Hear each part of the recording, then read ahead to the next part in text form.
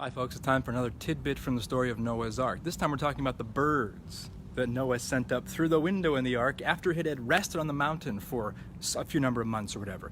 The rains came down for 40 days and 40 nights, but the flood lasted for about a year in total. So at the end of time, he's looking up, and whether he can't see the surface of the ground because of the way the ark is constructed or for some other reason, we know that probably sailors would send up birds to navigate to see where's the nearest piece of land. Where can they bring back a seed, a branch, whatever. You can train birds to do this stuff, I imagine. So he sends up a raven, and the raven just circles around. This bird, of course, would have been one that could eat dead bodies. Eat the dead bodies that were left that had now been sort of washed up. And then he sends up a dove. And the dove is a little bit more persnickety. It's going to want to land someplace to live. But it has no place to land. So he sends it up again 7 days later.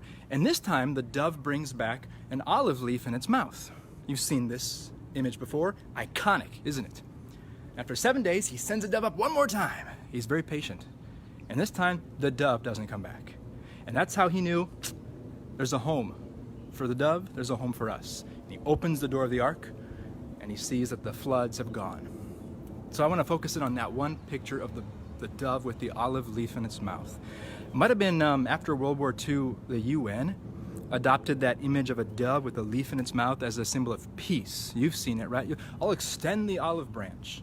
It's this symbol of peace and goodwill. But why? How did the Noah's Ark story come to function as a kind of peace initiative logo? Well, here the floods have gone down such that there is now a habitable world to live in. The wrath of God, which poured out this flood to destroy mankind, has now stopped. Mankind is now free to live upon the earth.